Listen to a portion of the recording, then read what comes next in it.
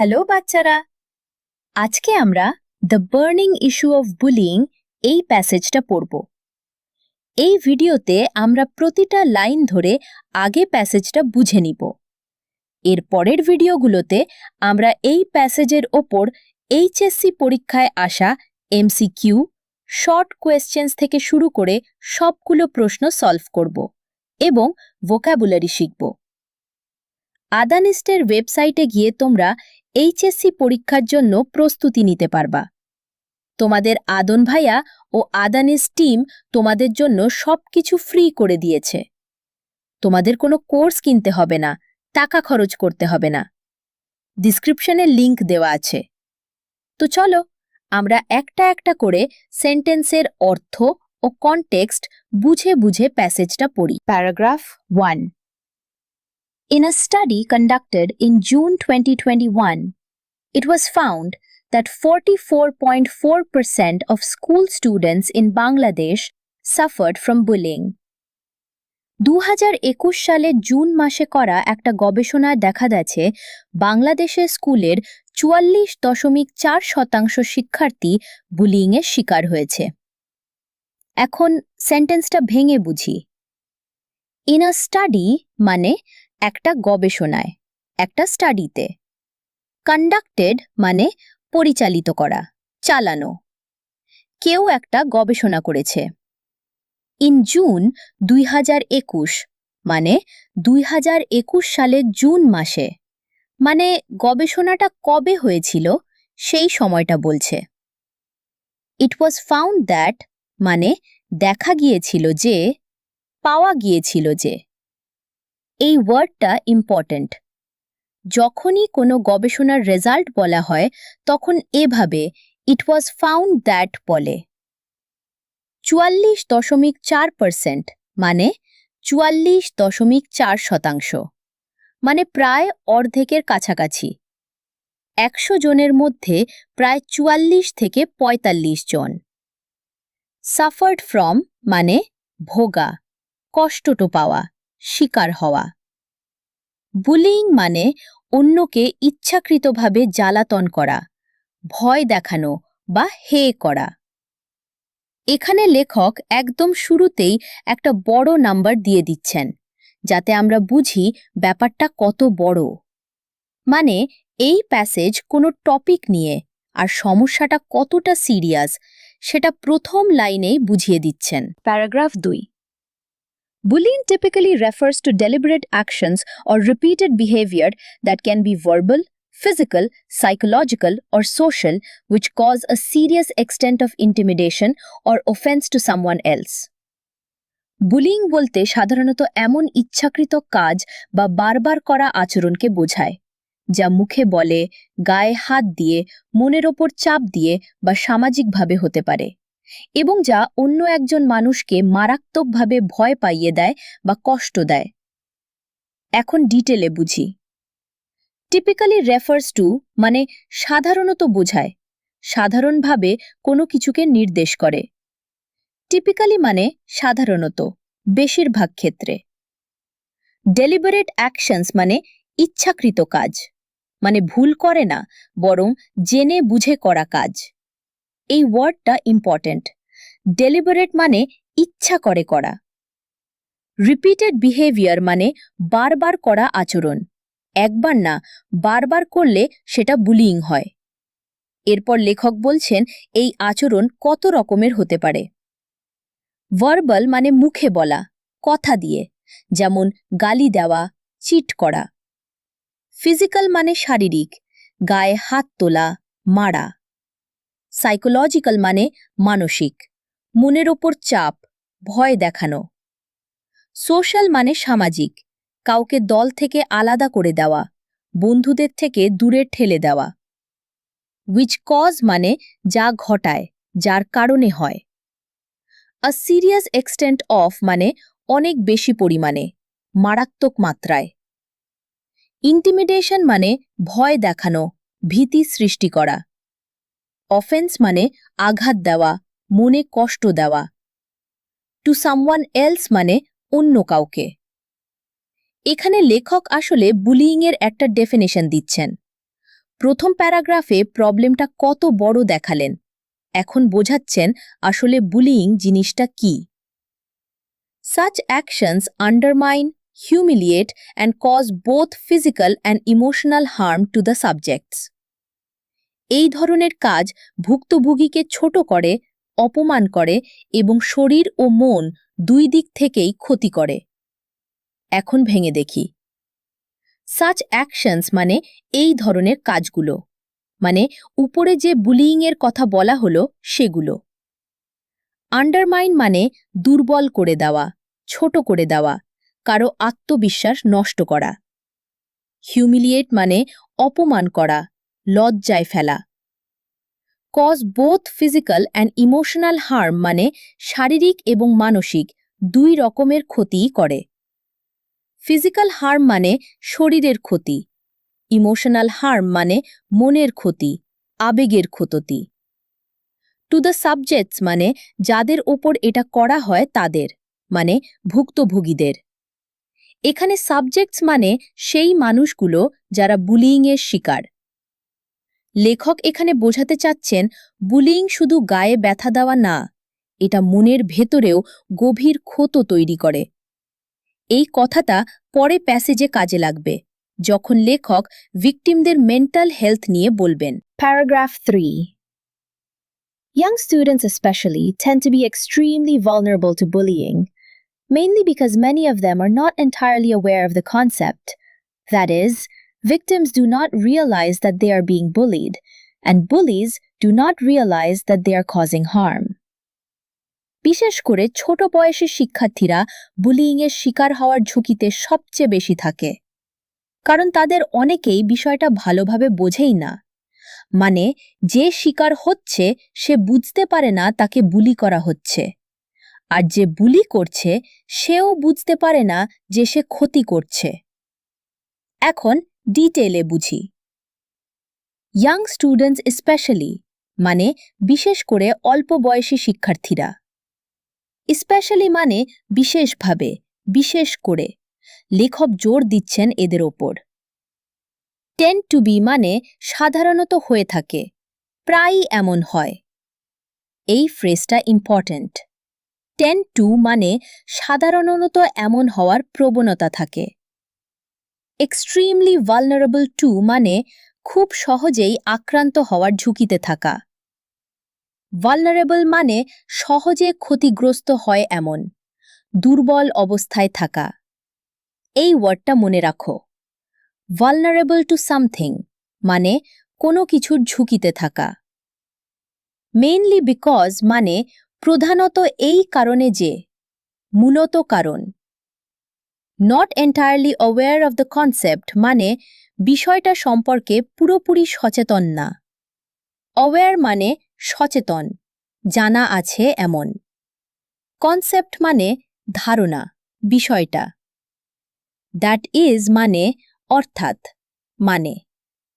এরপর লেখক ব্যাপারটা আরও পরিষ্কার করছেন। ভিকটিমস ডু নট রিয়ালাইজ মানে ভুক্তভোগীরা বুঝতে পারে না। রিয়ালাইজ মানে বুঝতে পারা, উপলব্ধি করা। দে আর বিং বুলিড মানে তাদের ওপর বুলি করা হচ্ছে। Bullies do not realise that they are causing harm মানে যারা বুলি করে তারাও বুঝতে পারে না যে তারা ক্ষতি করছে। কজিং হার্ম মানে ক্ষতি করা। এখানে লেখক একটা খুব দরকারি কথা বলছেন। বুলিংয়ের আসল সমস্যা হল দুই পক্ষই অনেক সময় বুঝতেই পারে না কি হচ্ছে। Paragraph 4. In a report by UNESCO published in October 2019, it was shown that 23% of school students in Bangladesh are victims of bullying. 2019 সালের অক্টোবরে প্রকাশিত ইউনেস্কোর একটা রিপোর্টে দেখানো হয়েছে বাংলাদেশের স্কুলের 23% শিক্ষার্থী বুলিংয়ের শিকার। এখন সেন্টেন্সটা ভেঙে বুঝি। আ রিপোর্ট বাই ইউনেস্কো মানে ইউনেস্কোর একটা রিপোর্ট। রিপোর্ট মানে প্রতিবেদন। ইউনেস্কো হল জাতিসংঘের একটা সংস্থা যারা শিক্ষা ও সংস্কৃতি নিয়ে কাজ করে। পাবলিশড মানে প্রকাশিত হওয়া, ছাপা হওয়া। ইন অক্টোবর 2019 মানে 2019 সালের অক্টোবরে।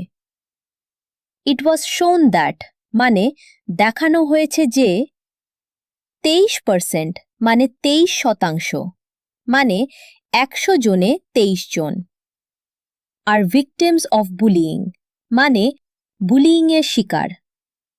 ভিকটিম মানে ভুক্তভোগী যার ওপর অন্যায় হয়। In another study conducted in June 2021, it was found that 44.4% of school students in Bangladesh suffered from bullying. আর একটা গবেষণায় যেটা 2021 সালের জুনে করা হয় দেখা গেছে বাংলাদেশের স্কুলের 44.4% শিক্ষার্থী বুলিয়িংয়ের শিকার হয়েছে। এখন ডিটেইলে বুঝি। ইন আনাদার স্টাডি মানে আর একটা গবেষণায়, আনাদার মানে আর একটা, অন্য একটা। কন্ডাক্টেড ইন জুন 2021 মানে 2021 সালে জুনে পরিচালিত। এখানে খেয়াল করো একটা মজার আর ভয়ের কথা আছে। 2019 সালে ছিল 23% আর 2021 সালে হয়ে গেছে 44.4%। Paragraph 5. These data give us an idea of the prevalence of bullying in our country and how it is becoming a pressing issue by the day. এই তথ্যগুলো আমাদের একটা ধারণা দেয় আমাদের দেশে বুলিয়িং কতটা ছড়িয়ে আছে আর দিন দিন এটা কিভাবে একটা জরুরি সমস্যা হয়ে উঠছে। এখন ভেঙে দেখি। দিস ডেটা মানে এই তথ্যগুলো মানে আগের প্যারাগ্রাফে যে নাম্বারগুলো দেখা হলো সেগুলো। ডেটা মানে তথ্য, উপাত্ত। গিভ আস অ্যান আইডিয়া মানে আমাদের একটা ধারণা দেয়। দ্য প্রেভেলেন্স অফ বুলিয়িং মানে বুলিয়িং কতটা ব্যাপকভাবে ছড়িয়ে আছে। প্রেভেলেন্স মানে ব্যাপকতা, কোনো কিছু কত বেশি ছড়িয়ে আছে বা কত কমন। এই ওয়ার্ডটা একটু কঠিন, মনে রাখো প্রেভেলেন্স মানে ব্যাপক উপস্থিতি। How it is becoming a pressing issue মানে এটা কিভাবে একটা জরুরি সমস্যা হয়ে উঠছে। প্রেসিং ইস্যু মানে জরুরি বা চাপের সমস্যা, যে সমস্যা এখনই সমাধান করা দরকার। বাই দ্য ডে মানে দিন দিন, প্রতিদিন একটু একটু করে বেড়ে। এখানে লেখক নাম্বারগুলো থেকে একটা কনক্লুশন টানছেন, শুধু তথ্য দিয়ে থেমে যাচ্ছেন না, বলছেন এই তথ্য আমাদের কি বোঝায়, মানে সমস্যাটা যে বাড়ছে সেটা আমাদের গায়ে মাখা উচিত। Paragraph 6. Existing data suggest that 44.4% of school students had experienced bullying victimization. এখন পর্যন্ত পাওয়া তথ্য বলছে স্কুলের 44.4% শিক্ষার্থী বুলিয়িংয়ের শিকার হওয়ার অভিজ্ঞতার মধ্য দিয়ে গেছে। এখন সেন্টেন্সটা ভেঙে বুঝি। এক্সিস্টিং ডেটা মানে বিদ্যমান তথ্য, এখন যে তথ্য আছে সেগুলো। এক্সিস্টিং মানে যা এখন আছে, বর্তমানে বিদ্যমান। সাজেস্ট দ্যাট মানে ইঙ্গিত দেয় যে, বোঝায় যে। এই জায়গায় সাজেস্ট মানে বলা না, বরং তথ্য দেখে বোঝা যায়, এই ওয়ার্ডটা ইম্পর্ট্যান্ট। হ্যাড এক্সপিরিয়েন্সড মানে অভিজ্ঞতার মধ্য দিয়ে গেছে, ভোগ করেছে। এক্সপিরিয়েন্স মানে অভিজ্ঞতা। বুলিয়িং ভিক্টিমাইজেশন মানে বুলিয়িংয়ে শিকার হওয়া। ভিক্টিমাইজেশন মানে শিকারে পরিণত হওয়া, ভুক্তভোগী হওয়া। This is comparable to another study. According to a survey report by UNICEF, which included a sample from 122 countries, where 35% of children aged between 13 and 15 years in Bangladesh said they experienced bullying at school. এটা আরেকটা গবেষণার সঙ্গে মিলে যায়। ইউনিসেফের একটা জরিপ report অনুযায়ী যেখানে 122টা দেশের নমুনা নেওয়া হয়েছিল, বাংলাদেশে 13 থেকে 15 বছর বয়সী শিশুদের 35% বলেছে যে তারা স্কুলে বুলিইংয়ের শিকার হয়েছে। এখন ডিটেলে বুঝি। দিস ইজ কম্প্যারেবল টু মানে এটা এর সঙ্গে তুলনীয়, এর সঙ্গে মিলে যায়। কম্প্যারেবল মানে যেটার সঙ্গে তুলনা করা যায়, কাছাকাছি রকম। মানে লেখক দেখাচ্ছেন এক গবেষণার রেজাল্ট আরেক গবেষণার সঙ্গে মিলছে। অ্যাকর্ডিং টু মানে অনুযায়ী, অনুসারে। এই ফ্রেজটা মনে রাখো। যখন কারো মতামত বা রিপোর্টের কথা বলা হয় তখন অ্যাকর্ডিং টু ব্যবহার হয়। আ সার্ভে রিপোর্ট বা ইউনিসেফ মানে ইউনিসেফের একটা জরিপ রিপোর্ট। সার্ভে মানে জরিপ, মানুষের কাছ থেকে তথ্য সংগ্রহ করা। ইউনিসেফ হল জাতিসংঘের শিশুদের নিয়ে কাজ করা সংস্থা। which included a sample from 122 countries মানে যাতে 122টা দেশের নমুনা অন্তর্ভুক্ত ছিল। স্যাম্পল মানে নমুনা, মানে সব মানুষকে না নিয়ে কিছু মানুষকে বেছে নিয়ে গবেষণা করা।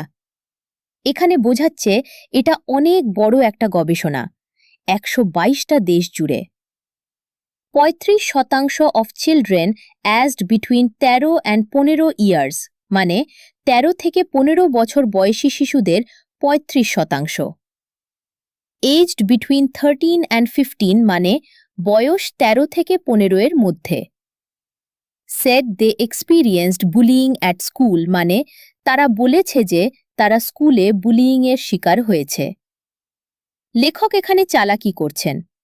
নিজের দেশের 44.4% সঙ্গে একটা বিশাল আন্তর্জাতিক গবেষণার 35% পাশাপাশি রাখছেন। At paragraph 7. Many children start bullying others without the knowledge of the consequences, not realizing that their actions may be hurtful, as the actions often leave them with a feeling of authority over others. অনেক শিশু পরিণতির কথা না জেনেই অন্যদের বুলি করা শুরু করে। বুঝতেই পারে না যে তাদের কাজ কাউকে আঘাত করতে পারে, কারণ এই কাজগুলো প্রায় তাদের মধ্যে অন্যের ওপর ক্ষমতার একটা অনুভূতি তৈরি করে। এখন ডিটেইলে বুঝি। স্টার্ট বুলিং আদার্স মানে অন্যদের বুলি করা শুরু করে। Without the knowledge of the consequences মানে পরিণতির কথা না জেনে। নলেজ মানে জ্ঞান, জানা। কনসিকুয়েন্সেস মানে পরিণতি, ফলাফল, কোনো কাজের পরে যা ঘটে। এই ওয়ার্ডটা ইম্পর্ট্যান্ট। কনসিকুয়েন্সেস মানে কোনো কিছুর পরিণাম। Not realising that there actions may be heartful মানে বুঝতে না পেরে যে তাদের কাজ কষ্ট দিতে পারে। হার্টফুল মানে কষ্টদায়ক, আঘাত করে এমন। As the actions often leave them with a feeling of authority over others. এখানে as মানে যেহেতু, কারণ। A feeling of authority মানে ক্ষমতার একটা অনুভূতি। অথরিটি মানে কর্তৃত্ব, ক্ষমতা। Over others মানে অন্যদের ওপর। মানে ব্যাপারটা হলো অন্যকে জ্বালালে তাদের মনে হয় আমি বড়, আমি পাওয়ারফুল। এই ফিলিংটার জন্যই তারা করে। লেখক এখানে বলছেন কেন বাচ্চারা বুলি করে। এটা বুলিইংয়ের কারণ ব্যাখ্যা করার শুরু। Paragraph 8. On the other hand, many children suffer from external trauma within their personal lives and tend to normalize crude behavior within themselves, exerting their pent-up frustration on other children. অন্যদিকে অনেক শিশু তাদের ব্যক্তিগত জীবনে বাইরের নানা মানসিক আঘাতে ভোগে এবং নিজেদের ভেতরে রূঢ় আচরণকে স্বাভাবিক ভেবে নেয়, আর জমে থাকা হতাশা অন্য শিশুদের ওপর ঝাড়ে। এখন সহজভাবে ডিটেলে বুঝি। অন দি আদার হ্যান্ড মানে অন্যদিকে। এই ফ্রেজটা সিগন্যাল ওয়ার্ড, মানে লেখক এখন উল্টো একটা দিক দেখাচ্ছেন। সাফার ফ্রম মানে ভোগা। এক্সটার্নাল ট্রমা মানে বাইরের মানসিক আঘাত। এক্সটার্নাল মানে বাইরের। ট্রমা মানে গভীর মানসিক আঘাত বা কষ্ট, যেমন পরিবারে অশান্তি, মারধর। উইদিন দেয়ার পার্সোনাল লাইভস মানে তাদের নিজেদের ব্যক্তিগত জীবনের ভেতরে। Tend two normalise crude behaviour মানে রূঢ় আচরণকে স্বাভাবিক বলে ধরে নেওয়ার প্রবণতা থাকে। আবারও মনে করো, টেন্ড টু মানে প্রবণতা থাকা, নর্মালাইজ মানে স্বাভাবিক করে ফেলা, এটাই তো নর্মাল ভেবে নেওয়া। ক্রুড বিহেভিয়ার মানে রুক্ষ অভদ্র আচরণ। Exerting their pent up frustration on other children. Exerting মানে প্রয়োগ করা, ঢেলে দেওয়া। পেন্ট আপ মানে জমে থাকা, চেপে রাখা। ফ্রাস্ট্রেশন মানে হতাশা, বিরক্তি। মানে ঘরে যে রাগ কষ্ট জমে থাকে সেটা তারা অন্য বাচ্চাদের ওপর ঝাড়ে। এই জায়গায় আমরা বুঝতে পারি বুলি করার আরেকটা কারণ, নিজের জীবনের কষ্ট। মানে সব বুলি খারাপ মানুষ না, অনেকে নিজেরাই কষ্টে আছে। Flipping the coin towards another perspective, many bullies have often been victims themselves. মুদ্রার উল্টো পিঠ থেকে দেখলে অনেক বুলি আসলে নিজেরাই কোনো না কোনো সময় ভুক্তভোগী ছিল। এখন ভেঙে দেখি। Flipping the coin towards another perspective, এটা একটা ইডিয়াম, মানে বিষয়টাকে উল্টো দিক থেকে দেখলে, অন্য দৃষ্টিভঙ্গি থেকে দেখলে। ফ্লিপিং দ্য কয়েন মানে আক্ষরিকভাবে মুদ্রা উল্টানো, কিন্তু আসল মানে হল অন্য একটা দিক দেখা। পার্সপেক্টিভ মানে দৃষ্টিভঙ্গি, দেখার কোণ। Many bullies have often been victims themselves, মানে অনেক বুলি নিজেরাই ভুক্তভোগী ছিল। দেমসেলভস মানে নিজেরাই। লেখক এখানে একটা গভীর কথা বলছেন। যে বুলি করে সে হয়তো আগে নিজেই কারো বুলিংয়ের শিকার ছিল। এটা পরের প্যারাগ্রাফে কাজে লাগবে, যেখানে লেখক দেখাবেন এই চক্রটা কিভাবে ঘুরতে থাকে। Paragraph 9। Mostly, bullies go on to suffer negative impacts further down the line.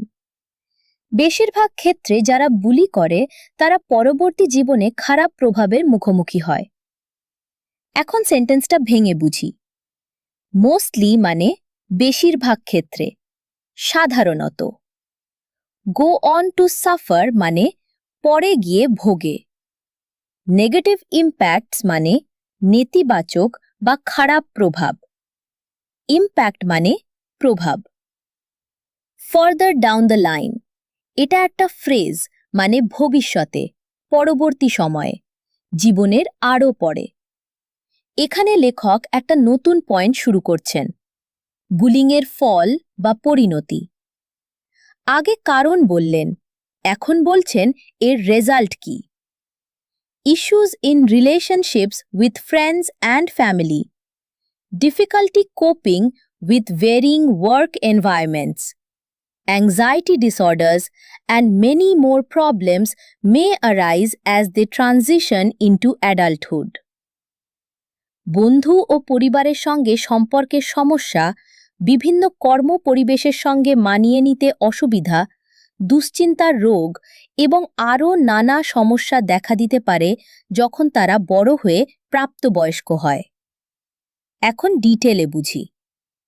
Issues in relationships মানে সম্পর্কের সমস্যা। ইস্যুস মানে সমস্যা। রিলেশনশিপস মানে সম্পর্ক। উইথ ফ্রেন্ডস অ্যান্ড ফ্যামিলি মানে বন্ধু ও পরিবারের সঙ্গে। ডিফিকাল্টি কোপিং উইথ মানে মানিয়ে নিতে অসুবিধা। কোপিং উইথ মানে সামলে নেওয়া, মানিয়ে চলা। এই ফ্রেজটা মনে রাখো। কোপ উইথ সামথিং মানে কোনো কিছুর সঙ্গে খাপ খাওয়ানো। ভ্যারিইং ওয়ার্ক এনভায়রনমেন্টস মানে বিভিন্ন রকম কর্মপরিবেশ। ভ্যারিইং মানে ভিন্ন ভিন্ন, বদলাতে থাকা। ওয়ার্ক এনভায়রনমেন্ট মানে কাজের জায়গার পরিবেশ। অ্যাংজাইটি ডিসঅর্ডার্স মানে দুশ্চিন্তাজনিত রোগ। অ্যাংজাইটি মানে দুশ্চিন্তা, উদ্বেগ। ডিসঅর্ডার মানে রোগ, গোলযোগ। মে অ্যারাইজ মানে দেখা দিতে পারে, তৈরি হতে পারে। অ্যারাইজ মানে উদ্ভব হওয়া। As they transition into adulthood মানে যখন তারা বড় হয়ে প্রাপ্তবয়স্ক জীবনে প্রবেশ করে। ট্রানজিশন মানে এক অবস্থা থেকে আরেক অবস্থায় যাওয়া, রূপান্তর। অ্যাডাল্টহুড মানে প্রাপ্তবয়স্ক অবস্থা, বড় হওয়া। লেখক এখানে দেখাচ্ছেন যে বুলি করে ছোটবেলার এই অভ্যাস তার বড় হওয়ার পরেও পিছু ছাড়ে না। Paragraph 10. The victims of bullying, on the other hand, grow up with serious mental health issues, including depression, anxiety, inferiority complex, eating disorders, and loneliness. অন্যদিকে বুলিইংয়ের ভুক্তভোগীরা বড় হয় গুরুতর মানসিক সমস্যা নিয়ে, যার মধ্যে আছে বিষণ্ণতা, দুশ্চিন্তা, হীনমন্যতা, খাওয়ার সমস্যা আর একাকিত্ব। এখন সহজভাবে ডিটেলে বুঝি। দ্য ভিকটিমস অফ বুলিইং মানে বুলিইংয়ের ভুক্তভোগীরা। অন দি আদার হ্যান্ড আবার সিগন্যাল ওয়ার্ড মানে এবার বুলি নয়, ভিকটিমদের দিক দেখাচ্ছেন। গ্রো আপ উইথ মানে সঙ্গে নিয়ে বড় হওয়া। সিরিয়াস মেন্টাল হেলথ ইস্যুস মানে গুরুতর মানসিক স্বাস্থ্য সমস্যা। ইনক্লুডিং মানে এর মধ্যে আছে যেমন। এখন লেখক সমস্যাগুলোর একটা লিস্ট দিচ্ছেন। ডিপ্রেশন মানে বিষণ্ণতা, মন খারাপ থাকা রোগ। অ্যাংজাইটি মানে দুশ্চিন্তা। ইনফিরিয়রিটি কমপ্লেক্স মানে হিসচিন্তা, হীনমন্যতা, নিজেকে সবার চেয়ে ছোট বা কম মনে করা। ইটিং ডিসঅর্ডার্স মানে খাওয়া নিয়ে সমস্যা, যেমন ঠিকমতো না খাওয়া বা অতিরিক্ত খাওয়া। লোনলিনেস মানে একাকিত্ব, একা লাগা। এই জায়গায় আমরা বুঝতে পারি ভিকটিমদের ক্ষতি আরও গভীর। মনে করো প্যারাগ্রাফ 2-এ লেখক বলেছিলেন বুলিং ইমোশনাল হার্ম করে, এখানে সেই কথাটাই বিস্তারিতভাবে দেখাচ্ছেন। Moreover, bullied children may also resort to becoming bullies themselves, keeping the cycle going. তাছাড়া যেসব শিশু বুলিইংয়ের শিকার হয় তারাও নিজেরা বুলি হয়ে উঠতে পারে, ফলে চক্রটা চলতেই থাকে। এখন ভেঙে দেখি। মোরওভার মানে তাছাড়া, আরও একটা কথা। এই সিগন্যাল ওয়ার্ড দিয়ে লেখক নতুন একটা তথ্য যোগ করছেন। বুলিড চিলড্রেন মানে যেসব শিশু বুলিইংয়ের শিকার হয়েছে। মে অলসো রিসর্ট টু মানে হয়তো এই পথও বেছে নিতে পারে। রিসর্ট টু মানে বাধ্য হয়ে কোনো কিছুর আশ্রয় নেওয়া, শেষ উপায় হিসেবে সেটা করা। বিকামিং বুলিজ দেমসেলভস মানে নিজেরাই বুলি হয়ে ওঠা।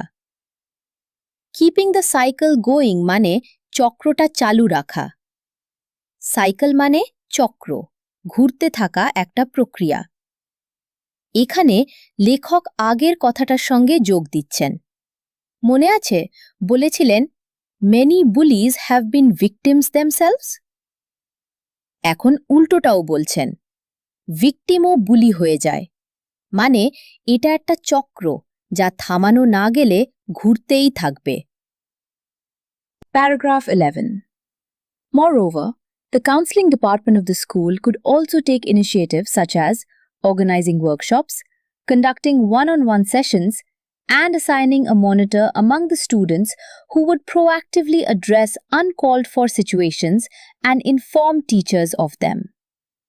তাছাড়া স্কুলের কাউন্সেলিং বিভাগও নানা উদ্যোগ নিতে পারে, যেমন কর্মশালার আয়োজন করা, একজন একজন করে আলাদা আলোচনার সেশন চালানো, আর শিক্ষার্থীদের মধ্য থেকে একজন মনিটর ঠিক করা, যে আগেভাগেই অনাকাঙ্ক্ষিত পরিস্থিতি সামলাবে এবং শিক্ষকদের জানাবে।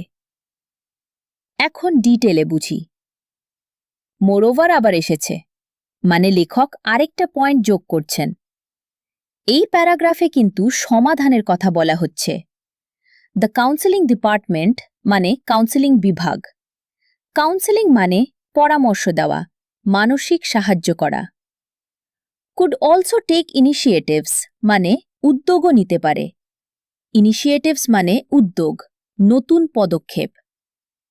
such as মানে যেমন, এরপর কিছু উদাহরণ আসছে। অর্গানাইজিং ওয়ার্কশপস মানে কর্মশালা আয়োজন করা। ওয়ার্কশপ মানে হাতে কলমে শেখার একটা আয়োজন। কন্ডাক্টিং ওয়ান-অন-ওয়ান সেশনস মানে একজন একজন করে আলাদা সেশন চালানো। ওয়ান-অন-ওয়ান মানে একের সঙ্গে এক, ব্যক্তিগতভাবে। Assigning a monitor among the students মানে শিক্ষার্থীদের মধ্য থেকে একজন মনিটর ঠিক করা। অ্যাসাইনিং মানে দায়িত্ব দেওয়া, নিযুক্ত করা। মনিটর মানে যে নজর রাখে, তদারকি করে। Who would proactively address uncalled for situations? Proactively মানে আগেভাগে, সমস্যা হওয়ার আগেই সক্রিয়ভাবে। এই ওয়ার্ডটা ইম্পর্ট্যান্ট। অ্যাড্রেস মানে সামলানো, মোকাবিলা করা। আনকল্ড ফর সিচুয়েশনস মানে অপ্রীতিকর বা অযাচিত পরিস্থিতি, যা হওয়া উচিত না। And inform teachers of them মানে এবং সেগুলো শিক্ষকদের জানাবে। ইনফর্ম মানে জানানো। লেখক এতক্ষণ সমস্যা আর তার ক্ষতি দেখালেন, এখন সলিউশন দিচ্ছেন। স্কুল কি করতে পারে? Paragraph 12. Schools could also install complaint boxes which students can write to the authorities about any incidents that made them feel uncomfortable. স্কুলগুলো অভিযোগ বাক্স বসাতে পারে, যার মাধ্যমে শিক্ষার্থীরা তাদের অস্বস্তিতে ফেলেছে এমন যে কোনো ঘটনা কর্তৃপক্ষকে লিখে জানাতে পারবে। এখন ডিটেইলে বুঝি। ইনস্টল কমপ্লেইন্ট বক্সেস মানে অভিযোগ বাক্স বসানো। ইনস্টল মানে স্থাপন করা, বসানো। কমপ্লেইন্ট বক্স মানে অভিযোগ বাক্স, যেখানে কেউ চিঠি লিখে অভিযোগ ফেলতে পারে। রাইট টু দ্য অথরিটিজ মানে কর্তৃপক্ষকে লিখে জানানো। অথরিটিজ মানে কর্তৃপক্ষ, দায়িত্বে থাকা লোকজন। অ্যাবাউট এনি ইনসিডেন্টস মানে যে কোনো ঘটনা সম্পর্কে। ইনসিডেন্টস মানে ঘটনা। That made them feel uncomfortable মানে যা তাদের অস্বস্তি বোধ করিয়েছে। আনকমফোর্টেবল মানে অস্বস্তিকর, স্বস্তি লাগে না এমন। এখানে খেয়াল করো, এই ব্যবস্থাটা কেন ভালো? কারণ প্যারাগ্রাফ 3-এ বলা হয়েছিল অনেকে মুখ ফুটে বলতে পারে না। কমপ্লেইন্ট বক্সে চুপচাপ লিখে জানানো যায়, নাম না বললেও চলে। প্যারাগ্রাফ 13.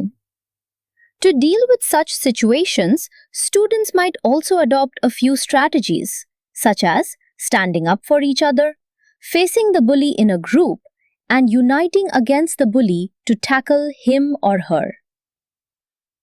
এমন পরিস্থিতি সামলাতে শিক্ষার্থীরাও কিছু কৌশল নিতে পারে, যেমন একে অপরের পাশে দাঁড়ানো, দল বেঁধে বুলিওর মুখোমুখি হওয়া, আর বুলিকে সামলাতে সবাই একজোট হওয়া। এখন ডিটেলে বুঝি। To deal with such situations মানে এমন পরিস্থিতি সামলাতে। ডিল উইথ মানে মোকাবিলা করা, সামলানো। অ্যাডপ্ট আ ফিউ স্ট্র্যাটেজিজ মানে কিছু কৌশল গ্রহণ করা। অ্যাডপ্ট মানে গ্রহণ করা, নেওয়া। স্ট্র্যাটেজি মানে কৌশল, পরিকল্পনা। Standing up for each other মানে একে অপরের পক্ষে দাঁড়ানো, একজন আরেকজনকে রক্ষা করা। স্ট্যান্ড আপ ফর সামওয়ান মানে কারো পাশে দাঁড়ানো, এই ফ্রেজটা মনে রাখো। Facing the bully in a group মানে দল বেঁধে বুলিওর সামনে দাঁড়ানো। ইউনাইটিং অ্যাগেন্স্ট দ্য বুলি মানে বুলিওর বিরুদ্ধে এক হওয়া। ইউনাইট মানে একত্র হওয়া, একজোট হওয়া। টু ট্যাকল হিম/হার মানে তাকে সামলাতে। ট্যাকল মানে মোকাবিলা করা, সামাল দেওয়া। লেখক এখানে বোঝাচ্ছেন একা বুলিওর সঙ্গে না পারলেও সবাই মিলে দাঁড়ালে বুলি দুর্বল হয়ে যায়। As part of the development measure, they should be trained in groups from an early age to deal with such behavior in a group. উন্নয়নমূলক পদক্ষেপের অংশ হিসেবে ছোটবেলা থেকেই তাদের দলবদ্ধভাবে এমন আচরণ মোকাবিলার প্রশিক্ষণ দেওয়া উচিত। এখন ভেঙে দেখি। As part of the development measure মানে উন্নয়নমূলক ব্যবস্থার অংশ হিসেবে। ডেভেলপমেন্ট মানে উন্নয়ন, মেজার মানে পদক্ষেপ, ব্যবস্থা। দে শুড বি ট্রেন্ড মানে তাদের প্রশিক্ষণ দেওয়া উচিত। ট্রেন্ড মানে প্রশিক্ষিত করা, শেখানো। ইন গ্রুপস মানে দলবদ্ধভাবে। ফ্রম অ্যান আর্লি এজ মানে ছোটবেলা থেকেই। আর্লি এজ মানে অল্প বয়স। To deal with such behaviour in a group মানে দল হিসেবে এমন আচরণ মোকাবিলা করতে। লেখক শেষে একটা দারুণ কথা দিয়ে প্যাসেজ শেষ করছেন। এই সমস্যা একদিনে সমাধান হবে না, তাই ছোট থেকেই বাচ্চাদের একসঙ্গে মিলে মোকাবিলা করা শেখানো দরকার। মানে সমাধানের চাবিকাঠি হল সচেতনতা আর একতা। পরের ভিডিওতে আমরা এই প্যাসেজের important vocabulary, MCQ and short question solve করব। প্র্যাকটিস করার জন্য আদানিস্টের ওয়েবসাইটে চলে যাবে। ডিসক্রিপশনে লিংক দেওয়া আছে।